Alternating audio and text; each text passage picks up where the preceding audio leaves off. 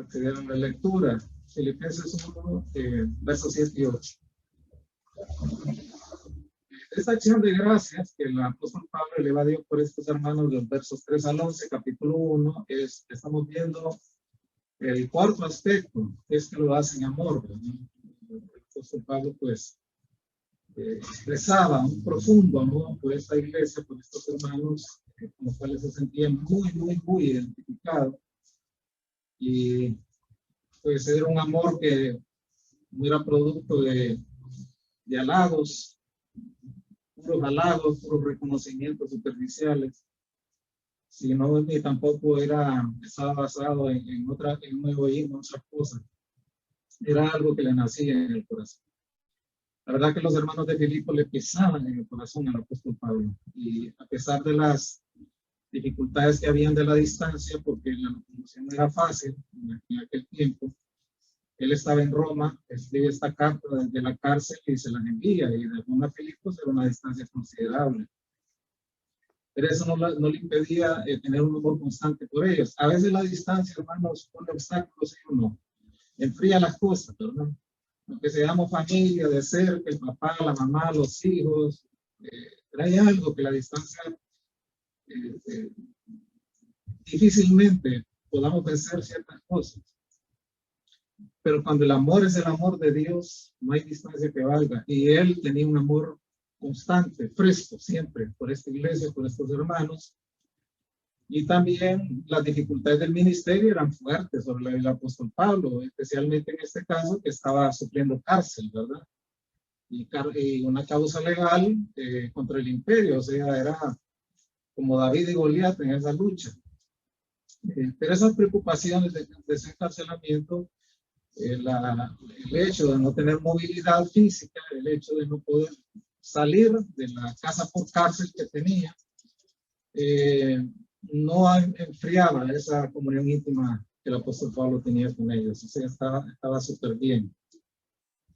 Ahí nos dice el verso 7, como me es justo sentir esto de todos vosotros por cuanto os tengo en el corazón, que mis prisiones y su vaya en su limpia. Esos son términos legales que siguen ahí, lo que son abogados lo entienden. Y en la defensa y confirmación del evangelio, dos términos legales que el apóstol Pablo utiliza. La verdad es que él estaba en prisión por causa de la predicación del evangelio. Él no estaba por causas o delitos religiosos, como le quería imputar los enemigos que tenía en Jerusalén, y tampoco por cargos políticos, ¿verdad? Era por la defensa del evangelio lo que estaba de fondo ahí. Y en ese caso específico, pero también todo el ministerio del apóstol Pablo, desde que el Señor lo llama el camino a Damasco hasta que muere decapitado en Roma, todo su ministerio, la médula del ministerio del apóstol Pablo, el corazón del ministerio del apóstol Pablo, fue la defensa del evangelio. Y ahí nos dice en la segunda parte de ese verso 7, todos vosotros sois que participantes, ahí dice literalmente, sois socios conmigo en la gracia.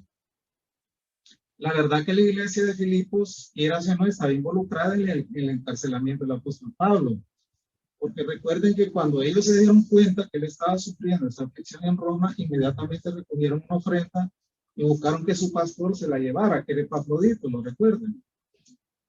Y entonces, no solamente Epafrodito llevó la misión de entregarles el sostén económico al apóstol Pablo, sino también que se quedara Epafrodito con él, ayudándole en medio de la situación de encarcelamiento que estaba sufriendo de manera indefinida.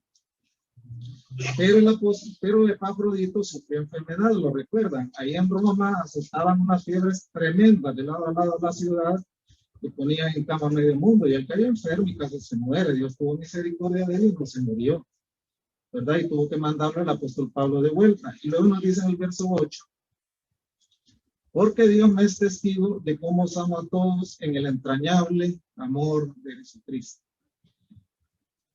En el Nuevo Testamento, hermanos, siempre lo voy a decir, repetir, las entrañas tienen que ver con la ternura maternal, la compasión maternal.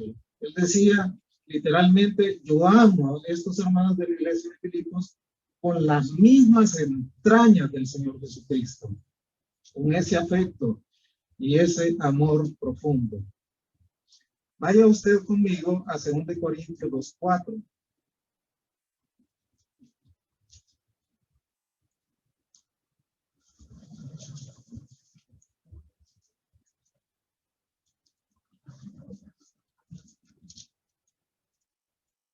Le dice a la iglesia de Corinto el apóstol Pablo: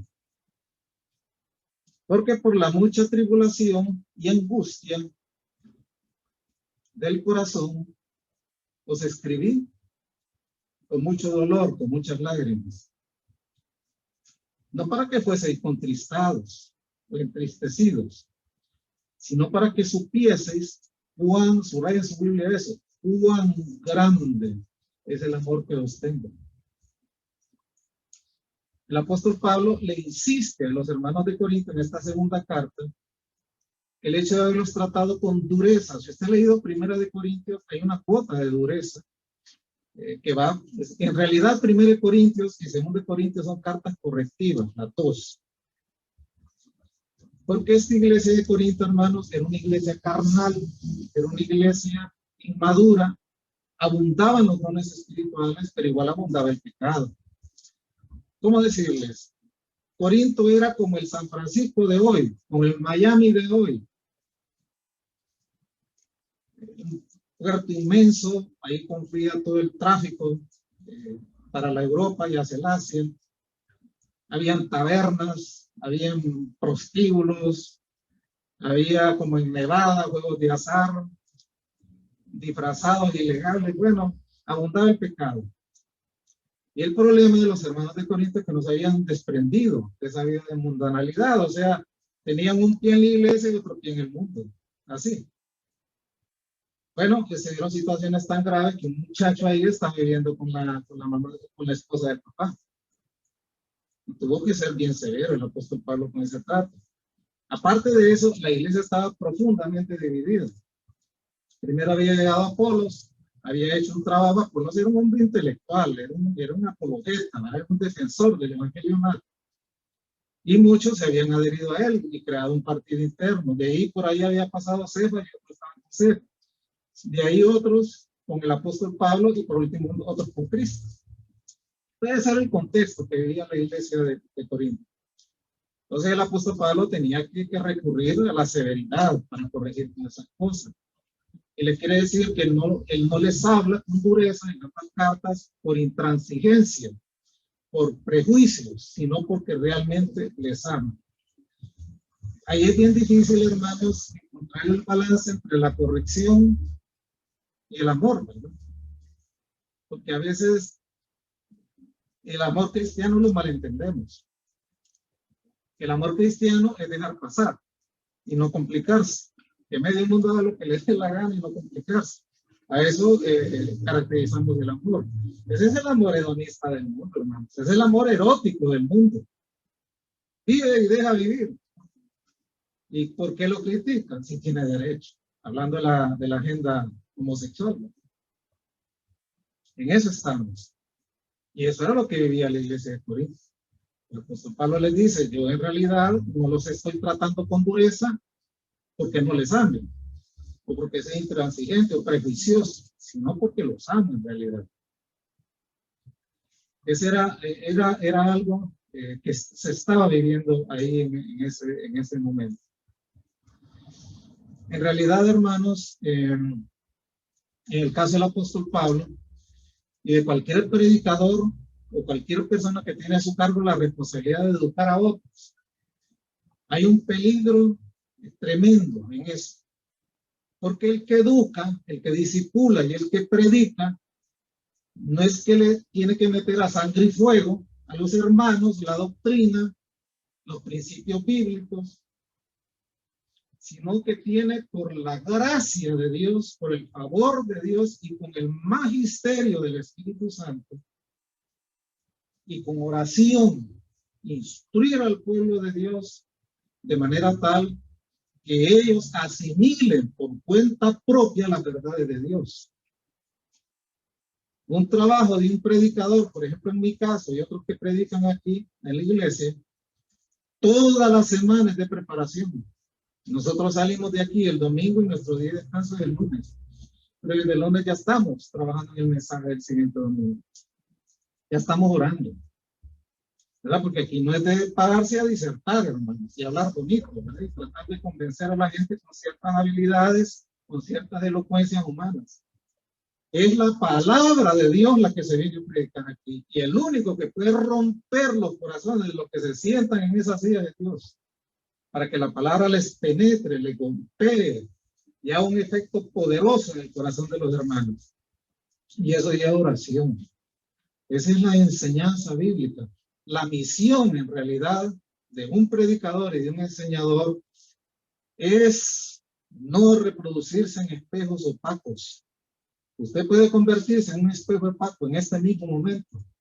Usted debe ser un espejo que irradie la gloria de Dios con la predicación de la palabra.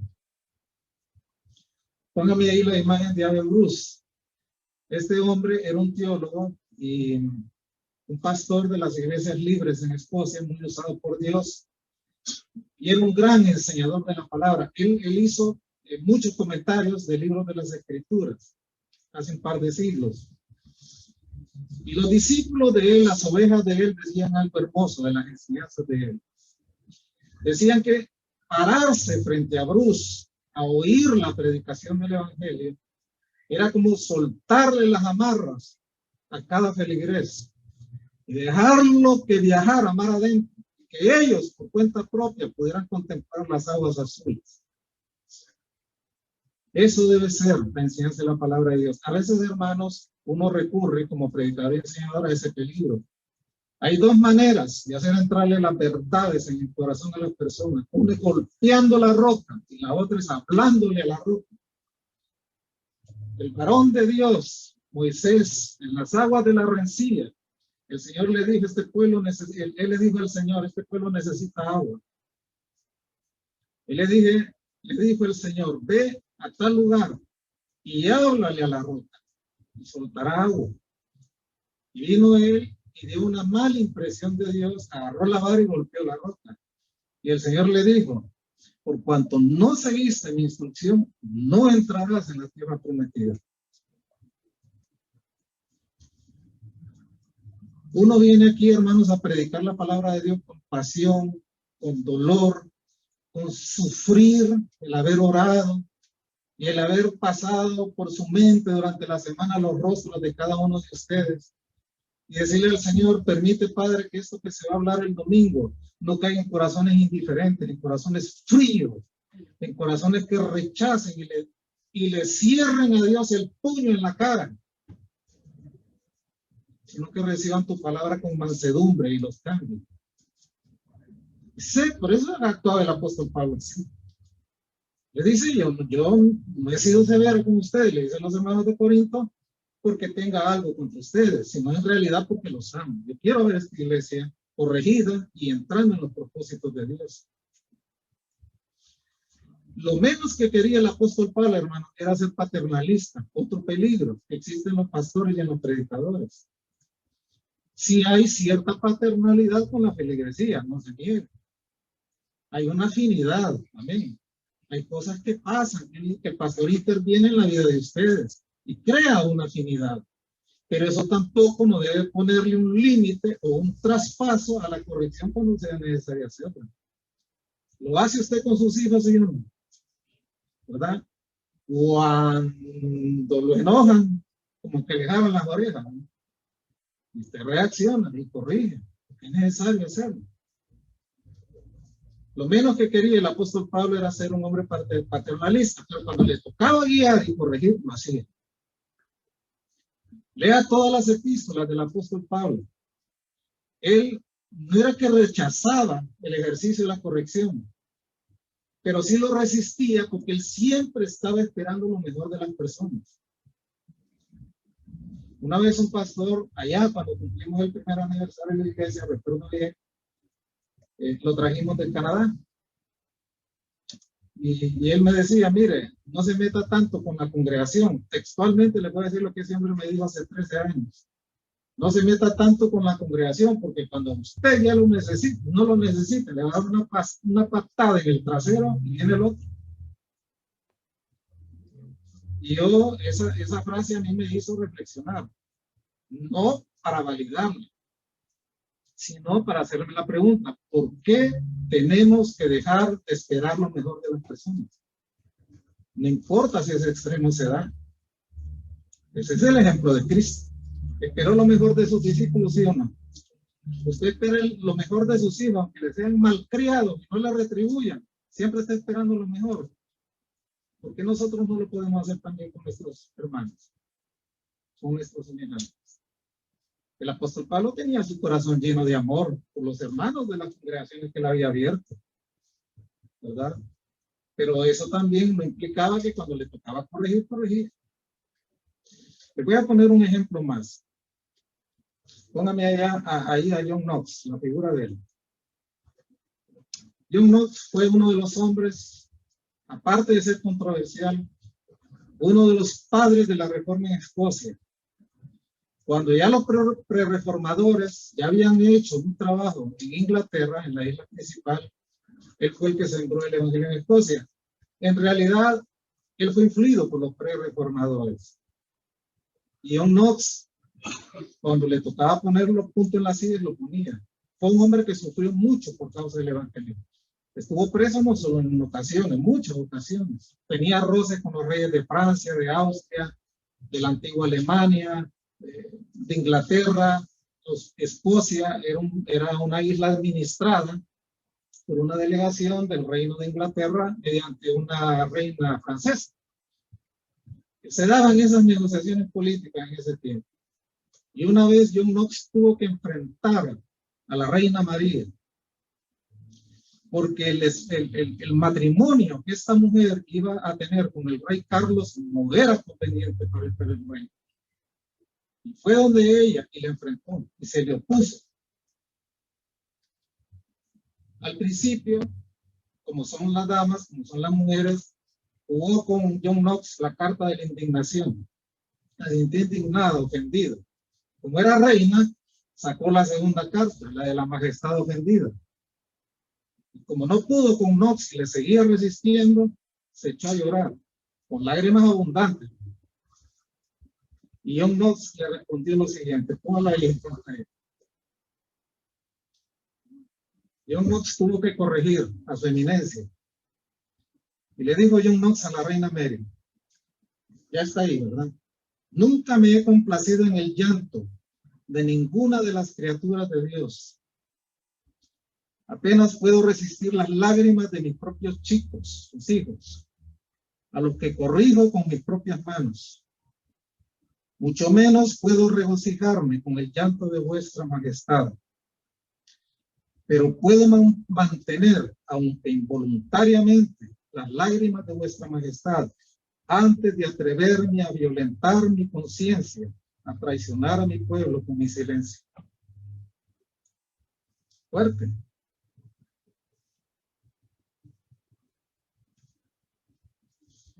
Muchas veces, hermanos, retrasamos la corrección por una falsa amabilidad o por quitarnos un disgusto.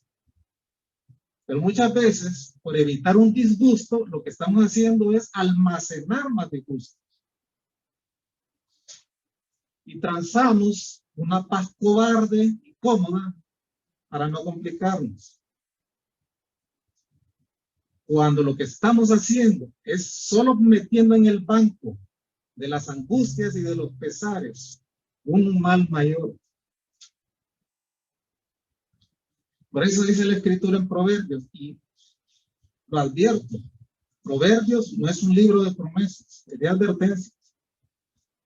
Instruye al niño en su camino, y cuando fuere viejo no se apartará de él. No es una promesa.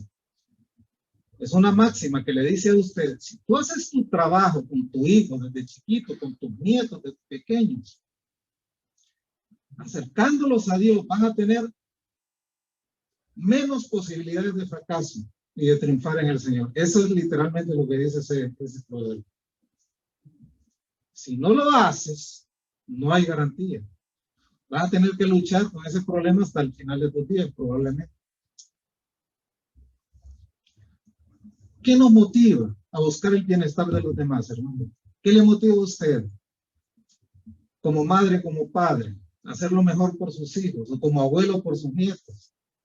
¿Qué lo motiva a usted ofrendar en esta iglesia, dar recursos en esta iglesia, servirle al Señor en esta iglesia con el don que le ha dado? ¿Qué lo motiva? ¿Cuál es la motivación? Si es en realidad el amor de Cristo y buscar el bienestar de los demás, si esa es la motivación, entonces llegará el momento cuando a usted le toque corregir en su propio plano, saber cuándo hacerlo y cuándo callarse la boca.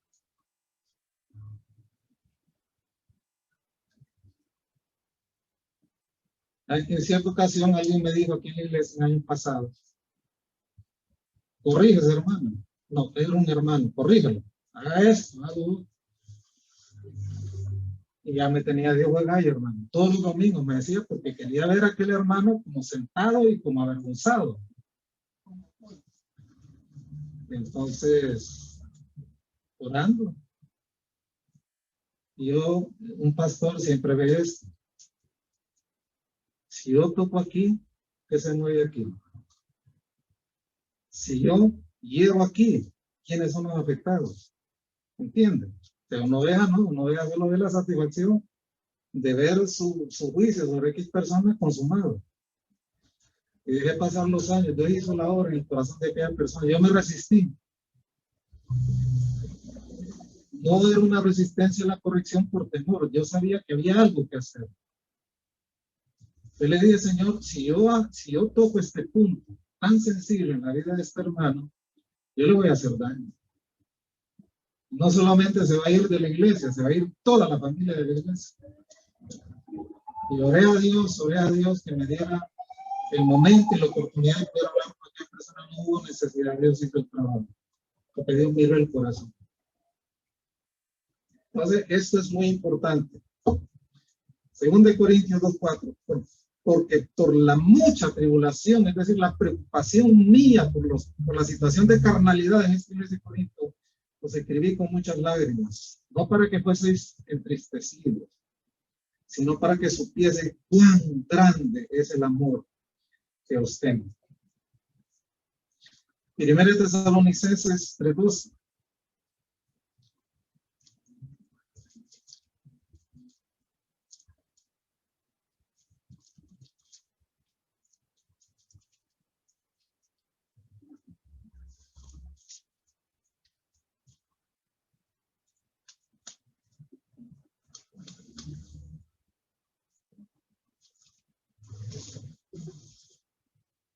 Le dice el Señor a los hermanos de Tesalónica: y el Señor os haga crecer y abundar en amor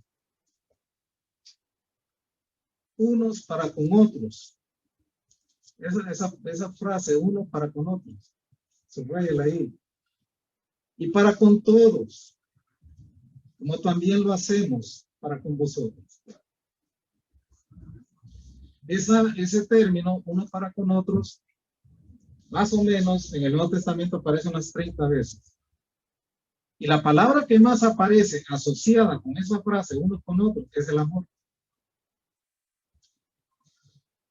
El amor, hermano, de Dios es el tema que define y abarca por excelencia las relaciones entre los creyentes. Si el amor de Dios no reina en el corazón de los creyentes y en su iglesia local, la vida es imposible, la comunión es imposible entre los creyentes. Y es por eso que ese amor de Dios es el que abarca, es el que regula, es el que define las relaciones entre usted y yo y usted y los hermanos de esta congregación. Y por eso es que se dirige a los hermanos dentro de la congregación. El apóstol Pablo le está hablando a los hermanos de la iglesia de Tesalónica. Y bajo el hecho, hermanos, que es el que envuelve y es el origen del amor de Dios, es que Dios amó al mundo y envió a su Hijo a morir por el pecado humano, usted y yo que somos creyentes y que fuimos amados por Dios sin merecerlo, también debemos de amar a nuestros semejantes.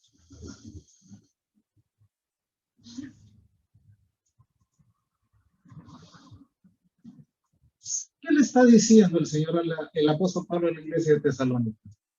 Señor, permítele a esta congregación vivir la ley del amor en la vida diaria. Muchas veces nos hacemos la pregunta, es una pregunta que usted y yo lo hacemos cuando topamos con la vida. Nos hacemos esta pregunta, ¿por qué es tan difícil vivir la vida cristiana? ¿Por qué es tan difícil convivir entre creyentes? Es más fácil a veces las relaciones entre los mundanos, porque aquellos te sacan las uñas, muchas veces ya se van acá a tenerte. Especialmente, hermanos, la dificultad viene en nuestras relaciones de cada día. Yo creo que la respuesta es obvia, porque tratamos de vivir la vida cristiana por nuestros propios medios, en nuestro propio pellejo. Fíjese bien el ejemplo que le voy a poner. Si usted y yo, cuando nos levantamos cada día, no hacemos oración, no nos dirigimos a Dios, ¿sabe qué estamos diciendo en el fondo? Yo puedo enfrentar este día con mis propias fuerzas, puedo salir adelante. Y si llega la noche y usted no le da gracias a Dios, está diciendo, puedo también con las consecuencias de lo que dio este día. ¿Es cierto o no es cierto? Cuando uno se da cuenta en la vida, hermano, cuando la vida finalmente Dios te doble el espinazo, te quiebra en dos pedazos y te lleva a los brazos del Señor, sea a través de una muerte trágica de un familiar, sea a través de un diagnóstico horrible, severo, sea a través del descarriamiento de un hijo o la pérdida de tu fortuna, te dejaron la cuenta en cero.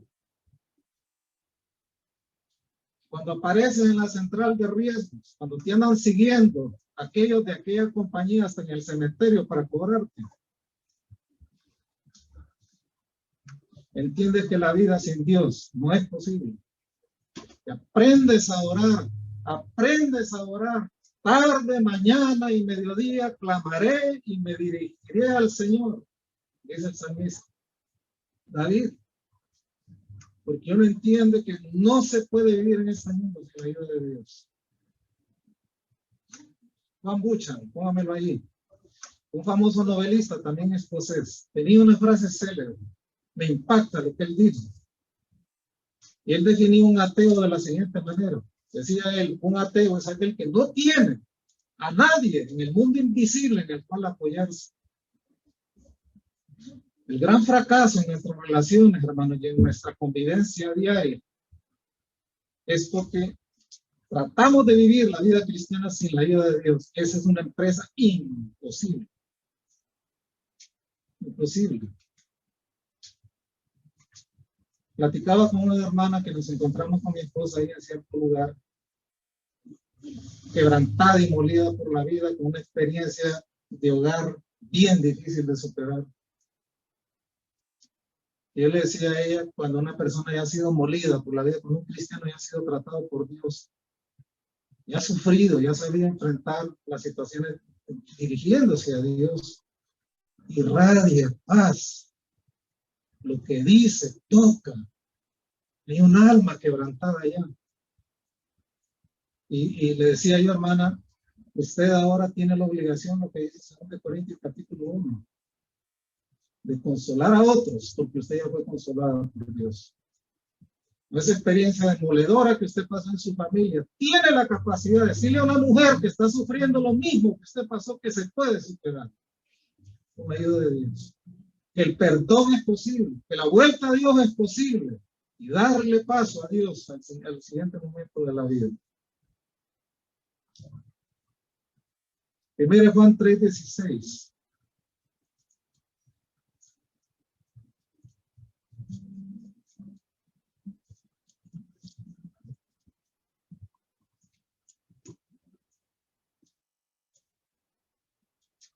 Hay en la tercera carta que el apóstol Pablo escribió a los Corintios, que nunca apareció.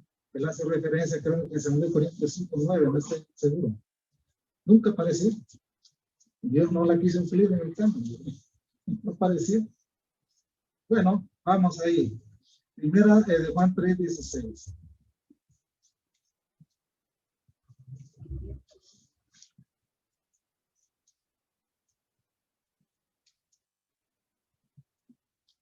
En esto hemos conocido el amor, en que Él puso su vida por nosotros. También nosotros debemos poner nuestras vidas por los hermanos. Este es Primera de Juan 3:16. ¿Qué nos dice San Juan 3:16? De tal manera amó Dios al mundo, que ha dado a su Hijo unigénito, para que todo aquel que en él cree no se pierda, mas tenga vida eterna. El que hizo la partición de la escritura, porque las escrituras van de corrido originalmente, no tenían divisiones de versículos ni capítulos, pero el hombre de Dios que hizo esto, no lo hizo a propósito de llegar ahí. ¿Qué nos toca a nosotros? En esto hemos conocido el amor, en que Él puso su vida por nosotros. También nosotros debemos poner nuestras vidas por nuestros hermanos. Póngame la siguiente imagen, Abuesto. También un siervo de Dios, pues, José. Él tenía una máxima y decía lo siguiente, fíjense bien en lo que voy a decir. La vida muestra a los hijos de Dios. ¿Quiere conocer usted a su hermano en la fe? Vaya al colegio y obsérvelo. ¿Qué hace? ¿Qué dice? Vaya a la universidad donde está. Métase en la plática con sus amigos. Vaya al trabajo. Obsérvelo en el supermercado. Vaya al mall. Vaya, obsérvelo. Hemos vivido la tragedia, hermanos, de encontrarnos creyentes en un centro comercial, platicar, y de cada 5 palabras que dice, 2 son inadecuadas. Esto decía una gran realidad. La vida muestra a los hijos de Dios. Vida práctica. No en la iglesia, fuera de la iglesia. Vaya, pregunte por su hermano ante los vecinos. Hermano, yo vengo aquí medio desvelado hoy. Ahí está mi esposa de testigo. Yo tengo una iglesia apostólica profética que gritan más que el diablo, hermano. Una vigilia que tuvieron toda la noche y todo era grito, grito, grito, grito, grito y grito. Parecían los profetas de Baal en el Monte Carmelo. Baal, respóndenos, Baal. ¿Han oído ustedes en oración? Señor, tú eres grande, tú eres grande, tú eres lo mismo hace, exactamente lo mismo.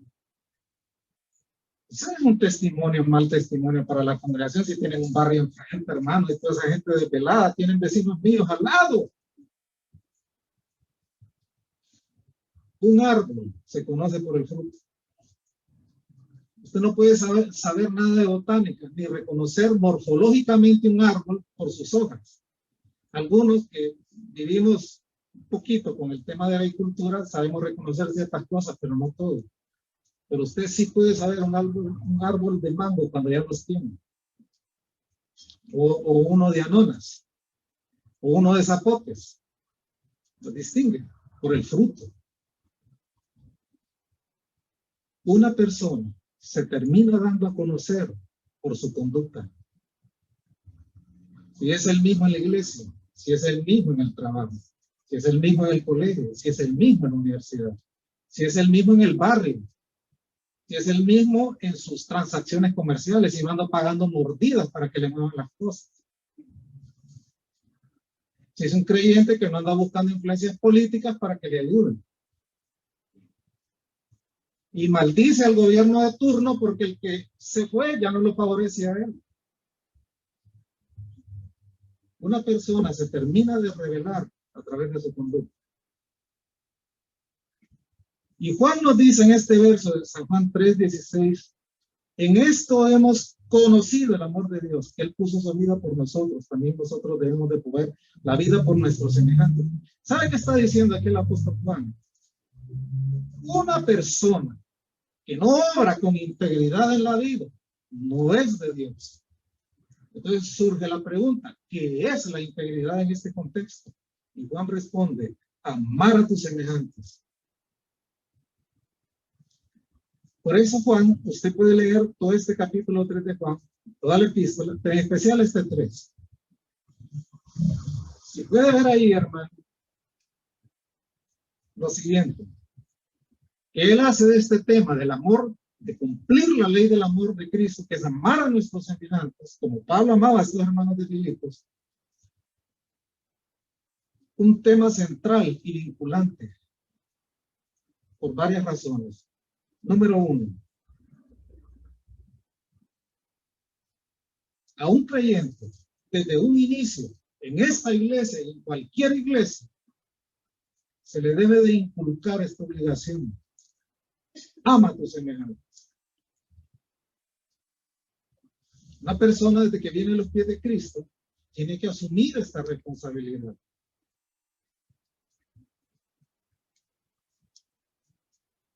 Esa es la tarea central de su vida, hermano. ¿Qué me motiva a mí servir al Señor? Exhibir un don aquí. ¿Qué me obliga a mí a prepararme para hacer un mensaje y unírselo a la gloria propia, a la gloria? No es el amor a ustedes, hermanos. Es el amor a Cristo. ¿Qué haces tú en un ministerio que sirve en esta iglesia? ¿Lo haces por amor al Señor? ¿Por amor a tus semejantes? ¿Cumple la ley de Cristo de esa manera? Mire lo que dice el verso 11, dice en 1 Juan 3. Porque este es el mensaje que habéis oído desde el principio, desde que conocisteis al Señor. Que nos amemos unos a otros. Esta es la máxima del Evangelio. En segundo lugar, porque la única evidencia irrefutable de que hemos pasado de muerte a vida es esta, cumplir la ley del amor. Una persona que ama está en luz. Pero una persona que aborrece, que tiene su corazón lleno de rencor, continúa en tinieblas. Tú conoces a tus hermanos, tú conoces a tus familiares. Mira a una persona que tiene un corazón perdonador, que ama verdaderamente y que va más allá de la ofensa, irradia gloria, ¿sí o no? Luce bendición a través de su rostro. Pero una persona que aborrece, hermano, solo exhibe la negrura de su corazón. Y se nota aquel ceño fruncido, aquel rostro acongojado, apretado, hecho un nudo, porque lo que tiene adentro de su corazón es veneno, literalmente. Una persona que ama, hermanos, es un seguidor del Señor. Pero una persona que aborrece, aunque sea creyente, no es del Señor. Eso nos dice, ve usted el verso 14 de 1 Juan. Nosotros sabemos que hemos pasado de muerte a vida en que amamos a los hermanos. El que no ama a su hermano, es duro esto, permanece muerto, aunque sea creyente. Tiene su corazón desconectado de la comunión con el Señor. Está en la carne. Permanece en muerte, dice ahí la palabra de Dios. En tercer lugar, hermanos, porque una persona que no ama, que es un asesino literalmente. Mire lo que nos dice el verso 15. Todo aquel que aborrece a su hermano, ¿qué dice ahí? Es un homicida, es un asesino. Y sabéis que ningún homicida tiene vida permanente en él.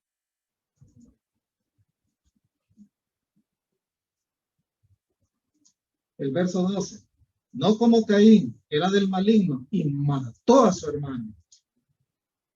Mire, en esto de Caín, hermanos, hay una verdad que hay que verla con claridad. Tanto Abel como Caín presentaron ofrenda a Dios, ¿sí o no? Presentaron sacrificio a Dios, ¿sí o no? Pero uno era de Dios y el otro era del maligno. ¿Sabe usted que Caín también era un adorador de Dios, hermano? Que cantaba en el culto y adoraba a Dios y terminó matando al hermano.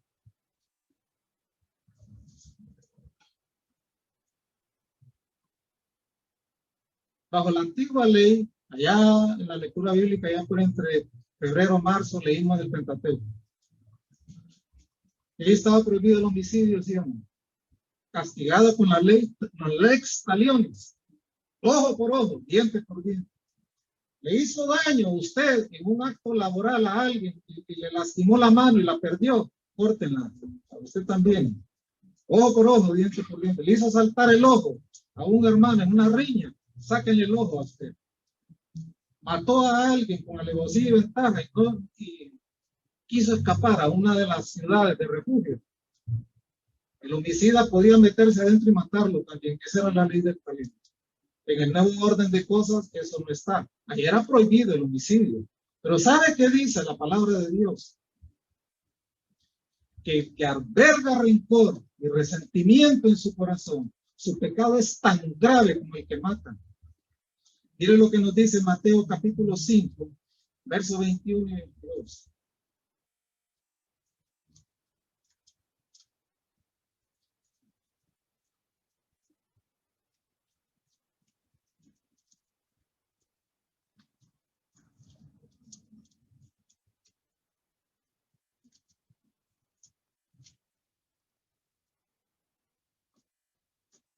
El sermón del monte. Oíste que fue dicho a los antiguos, no matarás. Y cualquiera que matare será culpable de juicio. Pagaba con la muerte. Pero yo os digo, dice el Señor, en el nuevo orden de cosas, que cualquiera que se enoje contra su hermano será culpable de juicio. Y cualquiera que le diga necio a su hermano, inútil, no sirve para nada. Raque el término ahí en el original. Será culpable ante el concilio. Cualquiera que le diga fato, no sirves para nada, quedará expuesto al infierno de fuego. Una vez me tocó a mí aconsejar a una hermana que tenía artritis deformativa. Es horrible, es una enfermedad espantosa. Todos los nudillos de las manos los tenía exageradamente grandes, ya había ido perdiendo la movilidad, estaba perdiendo las rodillas, y es difícil, no era una mujer vieja, una mujer de edad media. Y había logrado viajar por el país con los tratamientos de punta, no habían podido hacer nada por ella y la enfermedad iba a progreso. Y yo recordé este pasaje, se lo saqué. Le digo, hermana, usted odia y aborrece a alguien en su vida. Y se echó a llorar y me dijo a mi mamá por todo el daño que me hizo. Usted es creyente, si hace cuánto conoce al Señor, hace tanto. Y todavía la odia, sí, me dice, todavía tengo la rencor de él. Lo había escondido por él. Entonces le dije, bueno, quiere obedecer la palabra de Dios, quiere cumplir la ley del amor, sí, me dice, esta enfermedad me está matando. Ella no sabía por qué yo le estaba diciendo todo eso. Y oramos. Mira, hermano, vencer un corazón lleno de odio no es fácil. Solo Dios, yo le decía al Señor, toque este corazón, Padre. Esta mujer se va a morir, si los médicos ya le habían dicho, y la artritis no solamente va a articulaciones, se termina complicando un montón de cosas. Y al final se quebrantó, se echó de rodillas, lloró como la reina Mary cuando la reprendió John Knox, y botó todo el veneno que tenía dentro. Nada ocurrió físicamente, se fue en paz. Allá las semanas, a las revisiones periódicas que tenía un especialista, llegó y el especialista se sorprendió cómo se habían ido reduciendo los problemas hasta que recuperó toda su salud, hermano. Quedaron ciertas señas porque Dios te deja las marcas también en el cuerpo. Sí, o no, hermano Orlando, para que se acuerde de todo lo que le prometió al Señor cuando estuvo en la cruz. Y aquella mujer me dijo, pastor, el perdón era la solución. Aprendí a amar y perdoné a mi madre. Y se solucionó el problema, quedaron sus problemas, ¿verdad? Sus nódulos, unas cosas que salen ahí. Pero miren, todo recuperado. Una persona que mantiene un creyente, fíjese bien, estoy hablando de un creyente que mantiene odio en su corazón, es un asesino en potencia. ¿Sabe por qué? Porque el Señor trasladó el problema, los fariseos decían, sí, pero nosotros no hemos matado a nadie, somos pulcros, somos inocentes, somos espirituales, no nos que quita, leemos la ley, que no sé qué. El Señor le dijo, una persona que odia en su corazón ya mató a su prójimo en el corazón. El asesinato lo llevó a cabo adentro. no físicamente, pero adentro ya lo mata. Entonces es un asesino en potencia. Y una persona, un creyente que se resiste a perdonar en su corazón, está yéndole con el puño cerrado de frente al Señor, obligando a su corazón a no obedecer el mandamiento del Señor. Y eso es trágico, eso también es terrible. Una cuarta razón. Uno puede decir, bueno, entiendo, según lo que estoy oyendo y lo que dice la palabra de Dios, yo tengo que cumplir la ley del amor. ¿Pero qué implica? Y Juan nos dice aquí, mira a Cristo.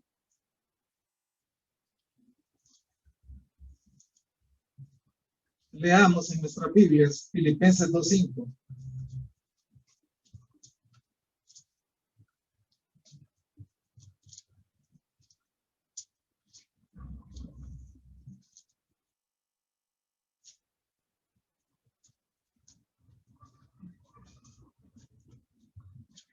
Haya pues en vosotros este sentir que hubo en Cristo Jesús. El sentir de Cristo Jesús, hermano, fue la humillación, la humildad. Ese es el sentir de Cristo.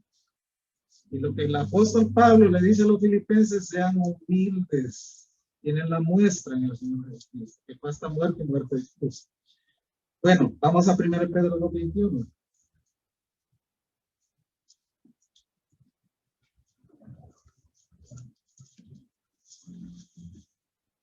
Voy a poner en pantalla acá, creo que te dieron la lista.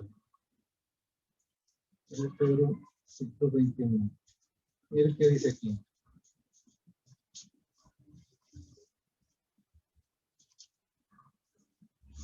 Pues para esto fuisteis llamados, traídos a la salvación, porque también Cristo padeció por nosotros, dejándonos que ejemplo para que seáis sus pisadas. ¿Quiere cumplir la ley del amor? Mira a Cristo, mire. ¿Sabe usted en qué consiste la vida cristiana? Simplificándola en un par de palabras: imitar a Cristo. Eso es todo. Lee los evangelios. Ah, sí, es la historia, Cristo padeció, que no sé qué, que los romanos, no, hermanos, si los romanos solo fueron un instrumento de Dios, Dios decidió desde la antelación de la eternidad pasada llevar a Cristo a la cruz por usted y por mí. Miremos a Cristo, leamos el Sermón del Monte. Cuando vino el doctor Carballosa, tocó el tercer año que tenía en la iglesia, me dijo él, tenéis la obligación de enseñarle a los hermanos el Sermón del Monte. Y yo lo hice, lo cumplí, lo recuerdan. Estudiamos de la bienaventuranza hasta el final. Capítulo 5, 6 y 7 de Mateo. Y enséñales todo el Evangelio de Mateo, y lo hice, lo fue por la noche, entrelazando ahí por el tema de... Así aprendemos de Cristo. Leamos los evangelios, cómo reaccionó Cristo ante esto, ante lo otro, sigamos sus pisadas, como dice el evangelio. Nadie, fíjese bien, nadie puede decir que ha visto a Cristo y que no entiende qué vivir la vida cristiana, salvo que no lea los evangelios o salvo que no sea creyente en la ley. Llegamos hasta aquí, les prometo, hermanos, regresar, van a venir. Van a hacer saltarines, un domingo sí, 2 no, 3, 4, 4 sí, 4 no, un mes no, un mes no. Puestos en que vamos a orar. ¿Hemos aprendido algo? Bueno, si Dios ha tocado su corazón en este momento, donde usted siente que el Espíritu del Señor le ha tocado fuertemente, pídele a Dios la bendición, Él les ayudará. Amén.